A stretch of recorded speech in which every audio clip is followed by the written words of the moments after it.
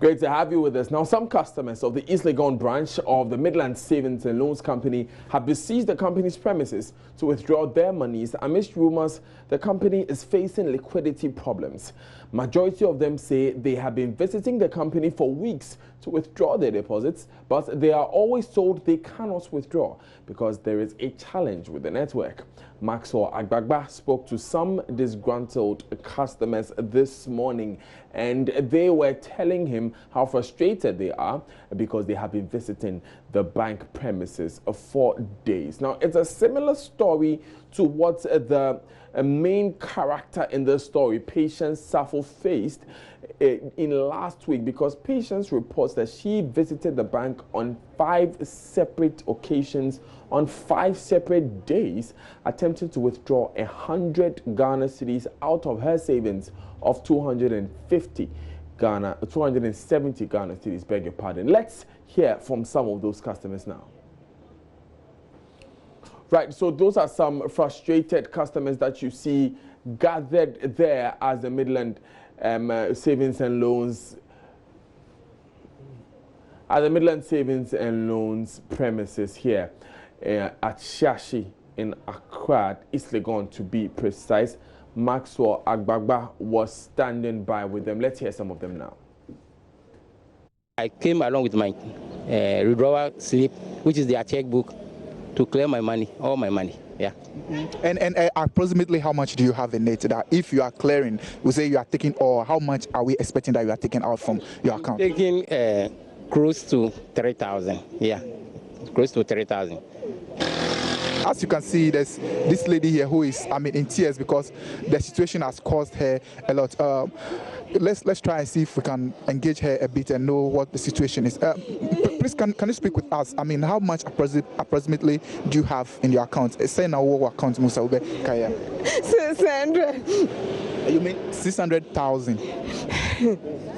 You mean 6 million? Old 6 million?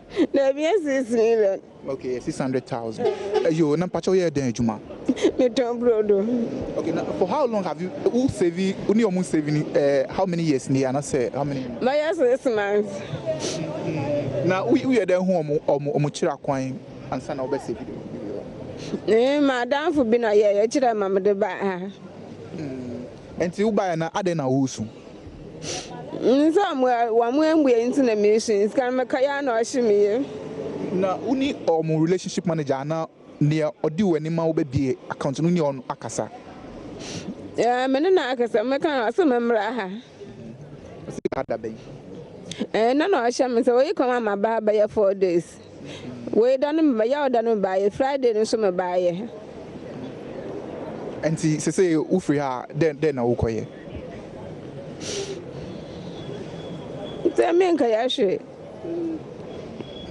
But and a Uban who feel like maybe or can't say no mumbiana. Some are quite me, my quacker jibru down commission, and I gave your catch him some movie in there. The piece for Baba so Bianca Genesis and some one Kajimusicana. No more cruisers can ash it. Son of Mukachel, one a catcher. Madame for no. Yo, Medasipa, it's okay. So you have, as you can hear here, one of those frustrated customers of the bank who have been in tears for the past, 1 hour when we got here, because according to her, the bank will not be able to operate and her money is totally lost. But as to whether the bank will be able to operate or not, we'll leave it to the Bank of Ghana to determine, because it's been 4 days or 3 days since the incidents happened and the place is under lock and key. Ebenezer Sabuti from the head office of Midland Savings and Loans, Accra.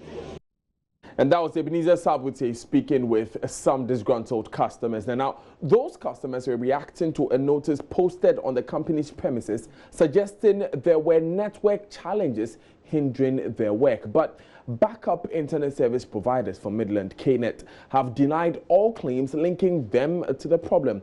Here are details of the statement. And as you can see there on your screens, this is a statement written by KNET, an internet provider service. They say, we note with concern reports making rounds on social media and some mainstream media that are attributed to the owner of Midland Savings and Loans, which sought to blame the recent happenings at his company's outfit on KNET, who are the backup internet service providers to Midland. Let's go to the specific claims being made. It says 1. KNet as a telecom service provider has clearly laid out reporting systems for downtime and poor service reporting. These include the use of emails, WhatsApp and phone calls, or 24 hours, 7 days a week call and monitoring center. In this case, our reporting records show that Midland has at no point reported any of the issues of downtime or poor service that is slow internet speed to KNet. Our live monitoring did not indicate a downtime or slow connectivity of service to Midland. Let me go to point 3. It says KNet, as was confirmed by the owner of Midland, is a backup internet provider. It is indeed far-fetched to blame the incidents that allegedly occurred on the premises of Midland to a service provider. Fourth and final point, KNet has taken the trouble since the emergence of these reports to do an audit of the system and have not identified any faults or challenges with service to Midland, especially over the time span within which the incident at Midland is said to have taken place. We therefore wish to place on record that, be it a connectivity issue or any other problem that may have hampered the delivery of service by Midland, KNet as a backup service provider had absolutely no contributions to say. So that's a statement from KNet, an internet service provider, reporting or responding to some statements making rounds on social media being attributed to the owner of Midland Savings and Loans. Let's move from that issue and go to a similar one raging in Kumasi, where Zongo leaders in that part of the country have hinted of a legal suit against the Ghana Police Service on the killing of 5 alleged armed robbers at Mansun-Kwanta. This comes on the back of an independent committee set up by the Vice President, Dr. Mahmoud Bawumia, to investigate the matter. Speaking at a press briefing Sunday, Sheikh Anas Tawfiq Ibrahim Al-Bakri of the Darul Hadith Institute of Islamic Studies says the move will pave way for many unanswered questions and ensure affected families are satisfied. What they should have done is to maintain the integrity of the crime scene so that investigation could be conducted to unravel what's really happened. We therefore recommend that a detailed forensic and medical legal depth investigation is conducted to bring forth the truth in the soonest possible time and concern youth to seek redress through legal measures. We also advise that despite the investigation to be conducted by the committee set up by the government, the affected families should by themselves take the matter to a competent court of judicature. This ought to be done, and that is what we think is the best way forward. We at Darul Hadith would raise some funds to help support the deceased family and all affected in this cause. We also have some technical advice for the families, and that would help in the investigation, but this can only be. So watching joining us today, let's stay with this story. And the Vice President, Dr. Mahmoud Bawumia, is currently in Kumasi to assess the situation for himself. And we've been joined on the line by Ohiming Terrier, who is following the issue for us. Ohiming, tell us where the Vice President has been so far and the purpose for the visit. Yes, Ohiming, if you can hear me, we are asking, where has the Vice President visited so far? Thank you, Daniel. Currently, the Vice President is meeting the Zongo Chief and the Ashanti Regional Security Council and other stakeholders to deliberate on the killing of suspected armed robbers that has already degenerated into confusion and chaos in some parts of Kumasi, especially in Kumasi. The meeting has been in closed door, meaning that journalists are not allowed. Even those who are attending the meeting have been given ID cards just to identify them, and they are the meeting with the Vice President.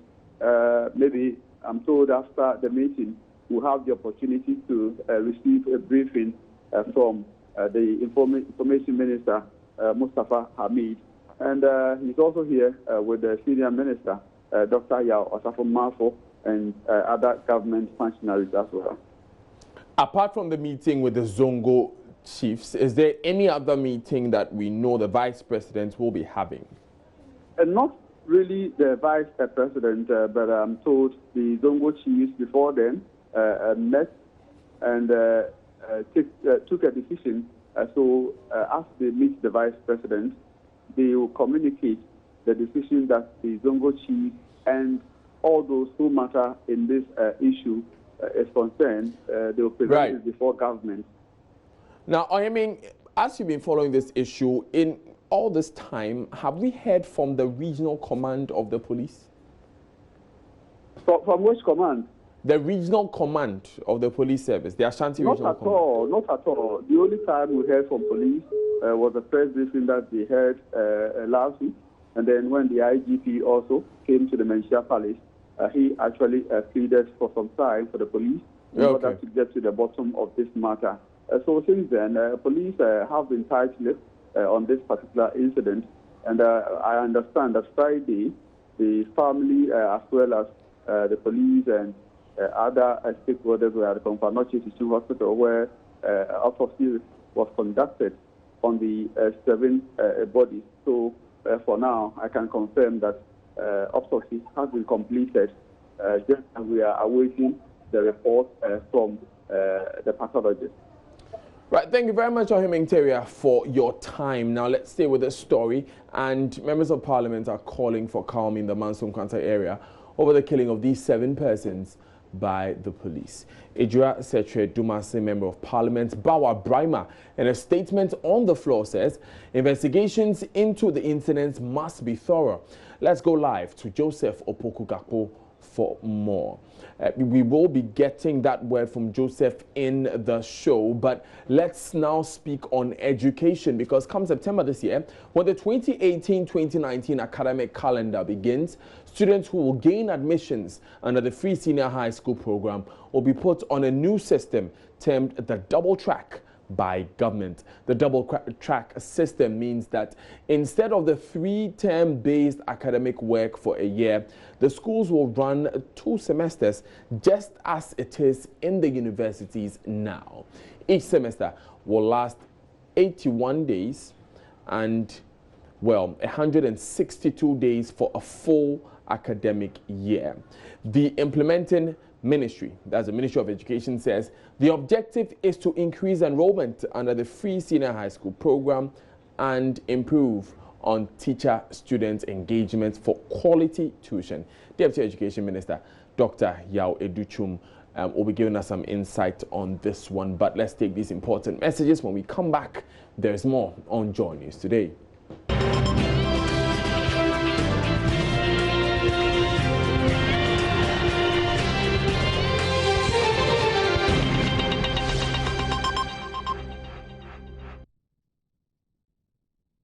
Watching Joy News Today. Still, let's now go on the phone lines and speak with Dr. Yao Educhum. He's the Deputy Minister for Education. The news is that government will be running a double track system, which means there will be 2 different streams in 1 year.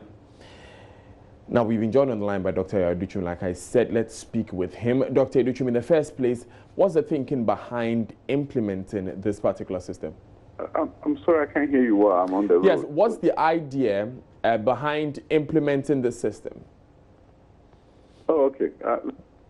Say hello to all your listeners, and thank you for giving me the opportunity to speak with them. I'm sure you must have heard of the announcement by the President. And at this point, what we are doing is to look at how best we can provide opportunities for to go to senior high school. So,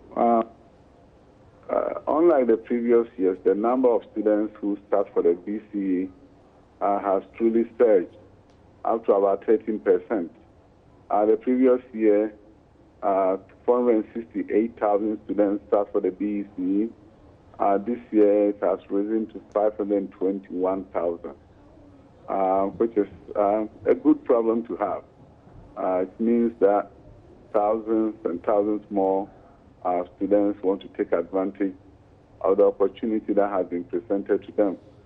So even the number of students that are doing the research that was introduced under the NDC, which was a good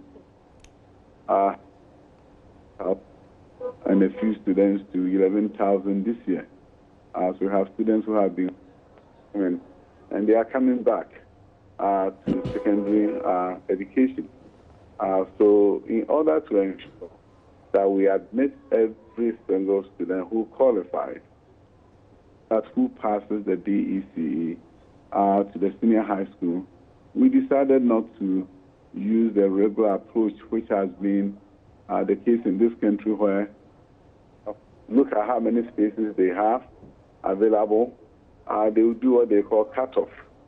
So when you institute a cutoff, then what happens is that a number of students who otherwise have gotten into the schools are not given the opportunity to go in the first place. So at this, what we decided to do, that if you are qualified, we're not going to leave you behind. Therefore, when we look at spaces available, it was 277,000. We are projecting 472,000. This sets with a gap of 183,000, and we intend to use the dual system or double track system to ensure that every single student who qualifies, as our minister says, our minister Matoko, who promptly refers to as no qualified child left behind. I want to make sure that everybody gets the opportunity to access secondary education. Doc, we knew this, that there will be an increase in enrollment. Hello? Yes. What I'm asking is that we knew there will be an increase in enrollment when the system was beginning. Why could we not construct the needed infrastructure in time to meet this increase in numbers? We did the mathematics. We did our analysis. We have a number of classrooms that you need to construct in order to accommodate all the student surge that we have seen. We have number of dorms that you need to do. Get fund is securing funding for this purpose. But even if we had all the money today, we don't have the time to do the construction so that every student will have an opportunity to go to school. So you have a choice as a nation to use innovative approaches and strategies that have been used by countless number of countries, including the United States of America. Right, but Doc, why did we wait till now to secure the funding with Get Fund? Why have we waited till the point where even if we had all the money, we would not have time to build? No, first of all, this is what you need to understand. The understanding is that Get Fund has operated in a manner where you get the money, you construct, you get the money, you construct. That approach is what they are changing right now as I speak with you. The approach should be against your projected revenue. Use that to do all your infrastructure today so that you have an opportunity to pay it down. That has not been the approach. Now we're looking at a better approach in terms of ensuring that you can get all the money you need to construct. But in the meantime, we don't want to tell a student from Chebidi that, hey, sit at home until Get Fund find a new way of doing construction so that all uncompleted buildings will be done. And once you start at home, by the way, it's an opportunity.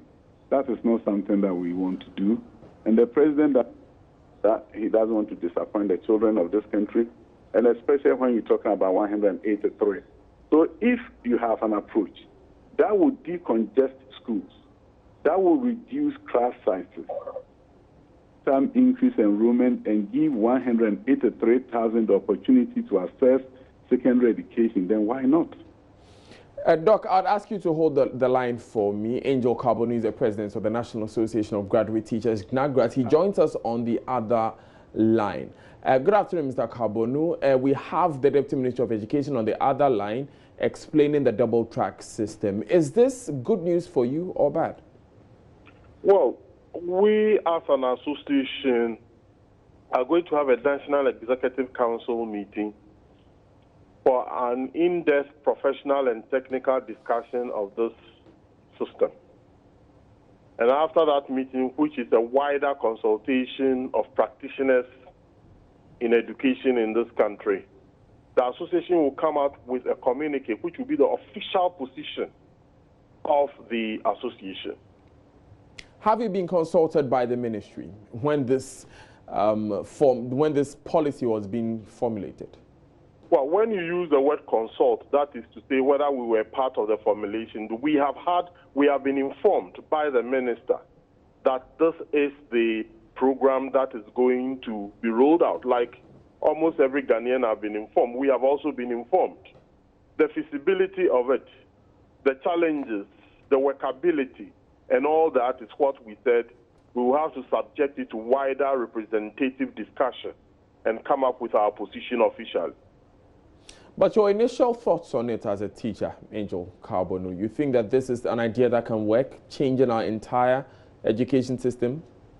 Well, the system operates like this from what I have read. That is, a group of students who go to school for 4 months, and then when they complete their 4 months, they'll come home, and another group of students will go to school for another 4 months, and those who completed first will be staying home for 4 months. In other words, they'll be rotating the 4 months till they all finish school and go on to further their education. That is the system as I understand it. Well, it's 40 days, so it's a day system rather than a number of months, but that's the general idea. 40 what? It's 40 days in and 40 days out. It's more like a number of days than months. You have not gotten the right information. Well, Dr. Duchum is on the other line. We can just clarify that with him. It is not 40 days. 40 days is just 1 month, 10 days. Are you saying the students are going to be in 1 month, 10 days? It's 40 classroom days. It's not 40. No. What I'm saying is that you know, Mr. Carbon is fine. We can't. I don't want to go back and forth there. Dr. Duchum is on the other line. Let's just go and have that quick clarification before we continue with the conversation, if you may. Dr. Duchum, so what is the arrangements like in the double track system? How many days are the various streams supposed to stay in school, or is it a number of months, as Mr. Carbonu suggests? I think there's some confusion around that. 40 days is generally half of a semester. That is the teaching that they get. There's only, and to begin with, the senior will not be affected. That's the first thing. That's the SHS3s. Altogether. We don't want to do anything that interfere with our schedule, especially with regards to the WASI. So that's not affected. The second year students go 81 days straight. They take their vacation.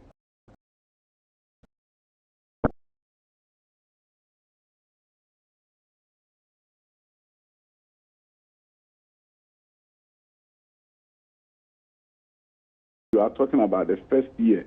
The first group will do 40 days, take their vacation. The next group that comes do the 81 days straight. Okay. That is the alignment. So there's only one group that does the 40 days and take a break. But everybody else, you have 81 days, 81 days, 81 days. For the 40 days, it's 40 instructional days. Everybody goes 40 days and they can. No, that's not the case. Okay. So it's 40 instructional days. I just wanted to get that clarification. That it's not actually, it's 40 instructional days. So you're talking about 2 full months. It's 2 months. Okay, thank you. 2 months, yes. Right. Let me go back to the other line there since we have that clarification. Mr. Carbonu, according to the Deputy Minister there, it's 2 months. That is 40 instructional days. Hello? Yes. 40 instructional days cannot be 2 months. 40 instructional days cannot be 2 months, please. How many months will that make? Look, when we talk about instructional days, we are talking about the hours of instruction that a student gets within a day. School starts at 8 o'clock and closes at 1:30. And then you calculate it in terms of instructional hours and multiply the instructional hours to make it the number of hours that make a day. Well, according to, Mr. Carbonu, according to the working documents for this one, the school day is being adjusted so that it will be from 7:30. You cannot adjust the school days without my input, because that has effect on me as a worker, and it has, I mean, the one about my working condition. Are you increasing my working hours without my input? Is that what you are saying? Well, from the documents I have seen, and we'll have confirmation from Dr. Duchum in a moment, working hours, the class day is being adjusted from 8 a.m. to 4 p.m., and some are suggesting 7:30 a.m. to 3:30 p.m. And, you see, look, please, I don't really want to get into those aspects now, but you expect me to prepare and come and teach these students. Will I still have to do teaching notes and prepare to come and teach? When you increase my instructional hours, is that what you are talking about? Or I don't have to prepare anymore, because the preparation that I do to prepare my lesson notes is part of my work. So are you suggesting that you may have a difficulty with this new system because of preparation? That is what I'm saying, that my National Executive Council, the document has come to us. We will discuss this document and issue an official position on the document. Okay, let me take some of those concerns back to Dr. Duchum on the other hand. No, I have not raised any concern, right? I'm just reacting to the statement that you have just made, that there are some, you see, people should not just sit somewhere and be saying that, oh, the instructional hours can change from 7:30 to 3 o'clock. Please, it is not just a thing that you just sit down and say. You are dealing with people who are working. There are the nature of my work is different from the nature of work you are doing in the studio. And my nature of my work is different from the clerical civil servants' work who works from 8 o'clock to 5 o'clock. We are working in different environments. So when you just made that statement that some people are even saying that teachers should start teaching at 7 and close at 3, it has implications. What are those implications, Mr. Akufo-Addo? Oh, please. What do you mean by what are those implications? Well, you are the teacher here, so if you can educate us, for us to understand, you are the one in the job. I cannot assume for your profession. So you would have to tell us that. Well, look, if a teacher comes to teach a student for 40 minutes, right? The teacher does not just walk from his house to teach the student for 40 minutes. That teacher will have to prepare to teach that student for 40 minutes. If I am an English drama teacher and I'm coming to teach a drama that is going to last for 30 minutes, the drama preparation before it is performed in 30 minutes does not take 30 minutes to perform. Now, after I teach or I give instruction in class, I will have to assess the students. That is to mark the script of the students.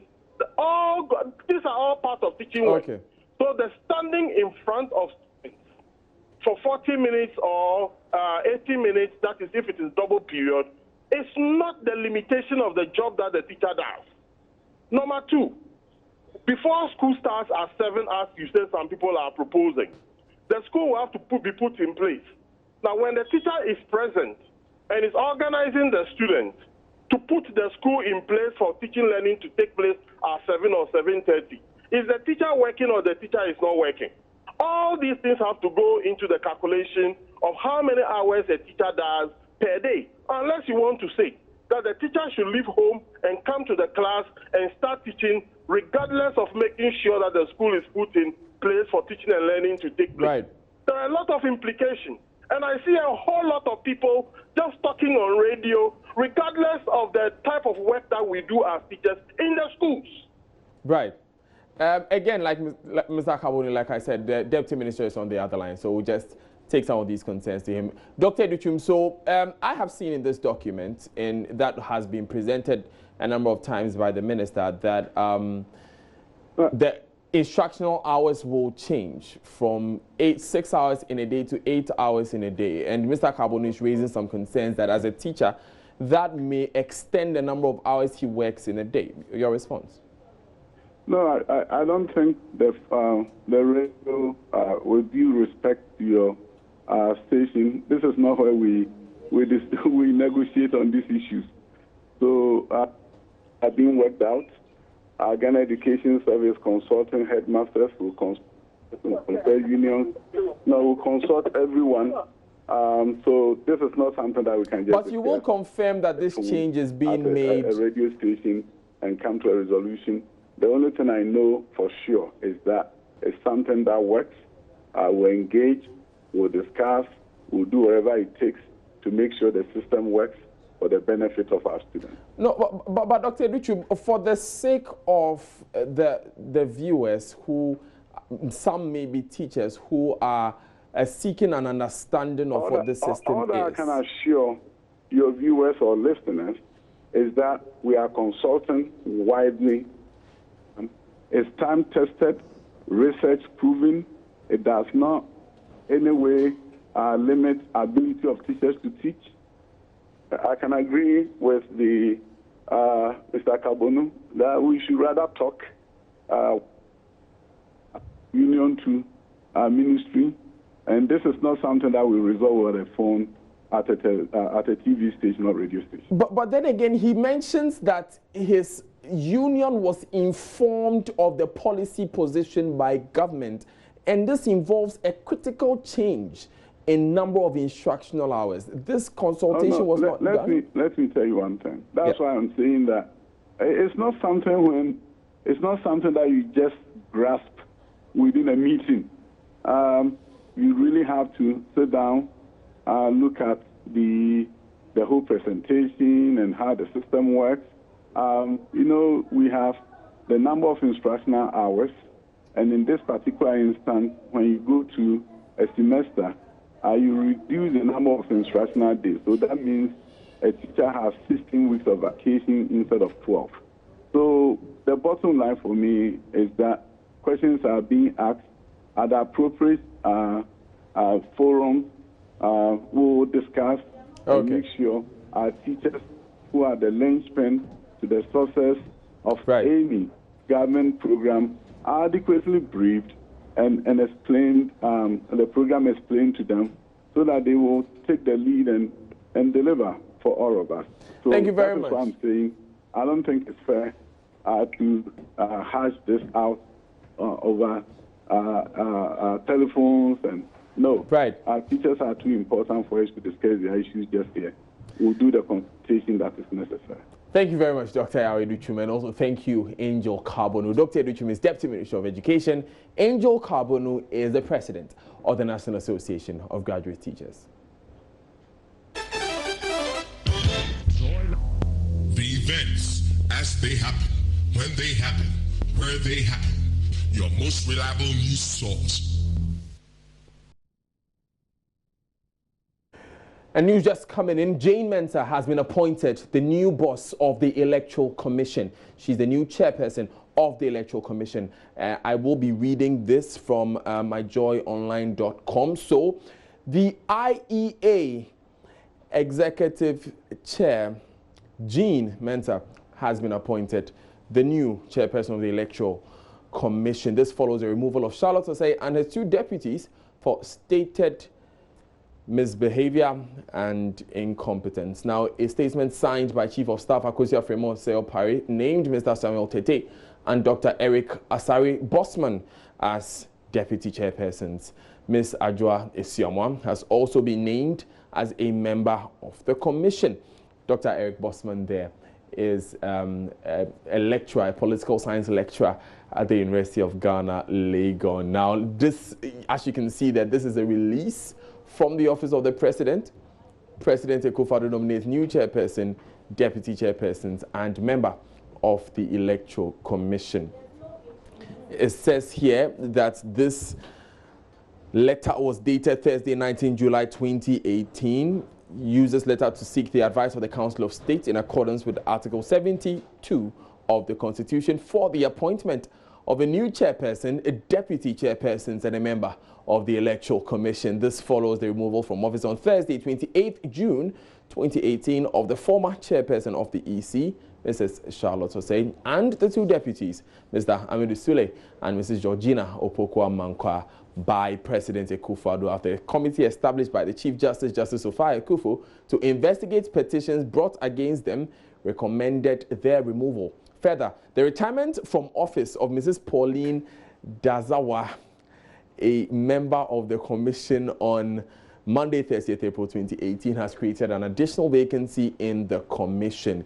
It goes ahead to give the names. So the new chairperson of the Electoral Commission, well, newly appointed chairperson of the Electoral Commission, Mrs. Jean Mensa, chairperson, former head of the Institute of Economic Affairs, Mr. Samuel Tete, deputy chairperson, Dr. Eric Asare-Bosman, lecturer at the University of Ghana Political Science Department, and Ms. Adjoa Esiamwa Abrefa, member of the commission. Now, President Akufo-Addo is hopeful that the Council of State will discharge its duty expeditiously to enable him make these critical appointments to this very important institution of state. It's signed by the Chief of Staff, Honorable Akosua Osei Opare.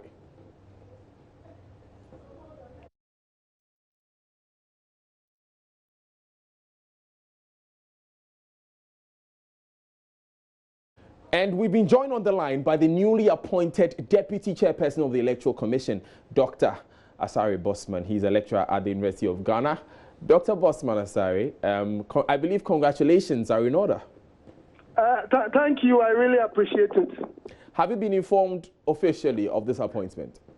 I knew something like this in the pipeline, but I knew they were going to announce it. So since it's been announced, I think I'll say I've been informed about it. Great. So you were told ahead of time that this was going to happen, but no, I know they go through some process of checking background, verifications, a whole lot of things. Right. So I know they do what's that. running through your mind now that you have this position? I've always believed that it's very important to serve your country. I've been doing that in different capacities.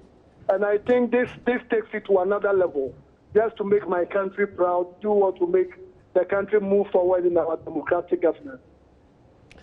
Your new boss will be Jean Mensa, formerly of the Institute of Economic Affairs, IEA. How's your relationship with her?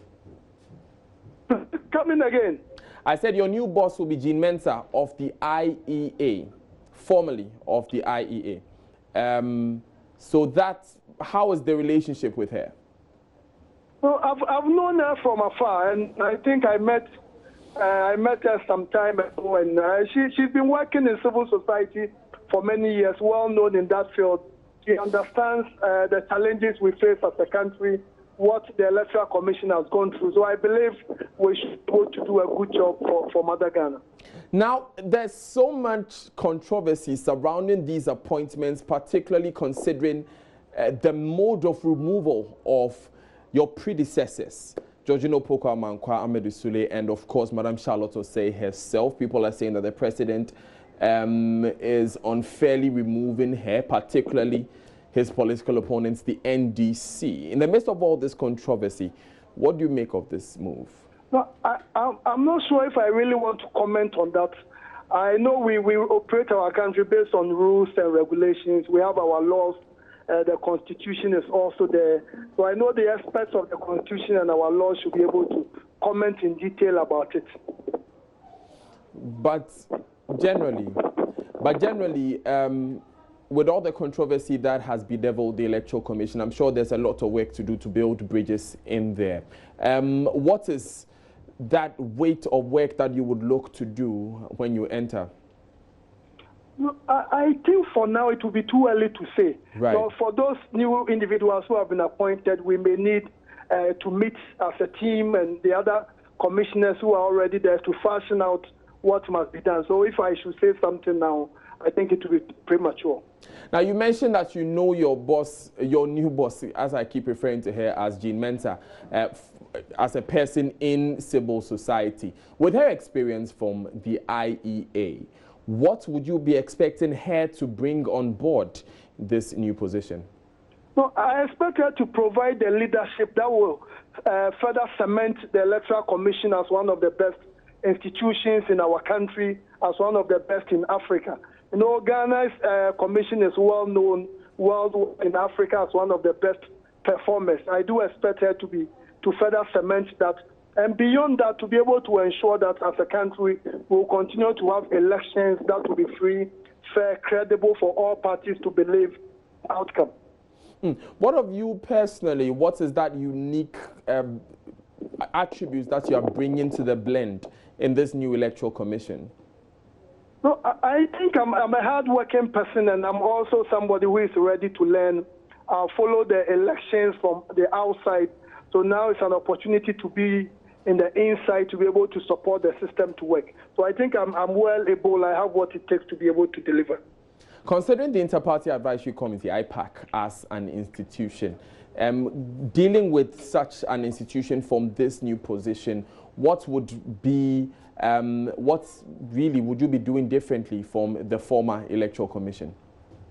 No, I don't think I will be doing anything differently. Basically, we just have to ensure that all of us are working in tandem. The parties are interested in building a solid democracy, having a system that is very fair and credible. So we just have to team up and work together to make our country an enviable place when it comes to promotion of democratic governance. Yes, Doc, I'd ask that you just give me a moment there, but of course on the line now is newly appointed Deputy Head of the Electoral Commission, Dr. Asare Bosman. Evans Mensah, Head of our political desk, is on the other line. Evans, big news. Okay, unfortunately, we lost Evans there. Let me just come back and wrap up with Dr. Asare Bosman. Dr. Bosman Asare, your message to the President, first of all, and Ghanaians in general after this appointment. Okay, so you have that news coming in that, no, and unfortunately we lost Dr. Bosman Asare there on the line, apologies. But the news coming in at this moment is that the President has appointed Jean Mensa, if I can now call her the former head of the Institute of Economic Affairs, has nominated her as the new chairperson of the Electoral Commission. You see on the screen right now is the statement from the Office of the President naming her. I'm just going to go into the list of names. Jean Mensa, chairperson; Samuel Tete, deputy chairperson; Dr. Eric Asare Bosman, deputy chairperson; and Adjoa Esiama Abrefa, member of the Electoral Commission. Still watching Joy News today. This is news, breaking news coming in now. I am Daniel Dazi. Stay with us. There's more after this.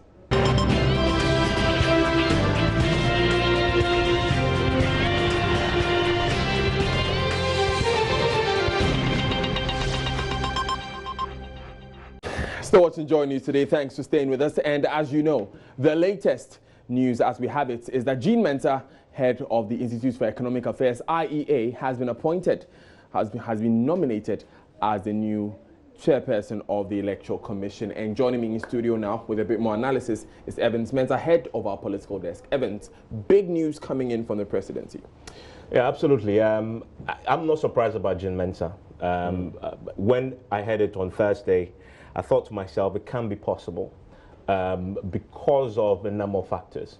Not because she's not qualified for this. She's absolutely qualified for this. And the sort of temperament you need, the experience you need going into this, she's worked extensively with other political parties, extensively.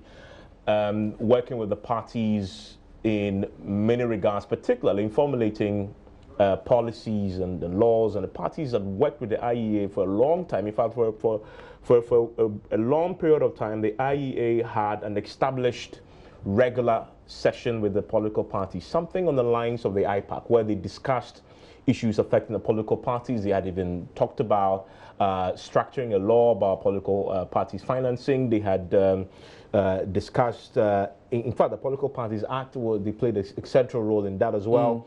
And had worked across both lines, both the NDC, MPP, and all the other political parties as well.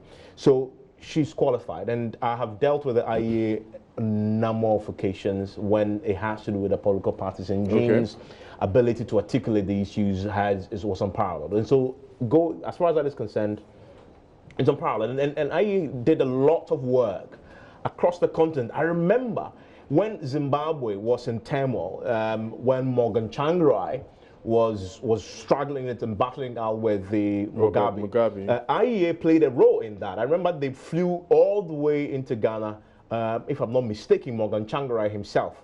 And I was one of the few people they had invited to meet him, and Makita and Marie. So continentally, not only locally, IEA had spread its tentacles in terms of trying to mediate in some of these major geopolitical issues. Okay. And she was at the helm, and she was doing a lot in the background to make sure that happens. And so as far as her pedigree, her qualification and concern as far as this area, I have no doubt she's qualified. What about the political space? The only issue really cropped up, I think, is the last time they tried to hold the IEA debates, when there was an issue that the NDC had issued a statement about, and she didn't take kindly to that. I recall speaking to her on my show, and she went all guns blazing. I remember listening to that show. Telling the NDC off, in essence. The next day, the NDC reacted. Akufo-Addo and co. also went out all guns blazing. So that relationship became fractious. I mean, because of that particular incident, and I don't recall it being repaired. Okay. Eventually, it turned out. Ronaldo himself didn't attend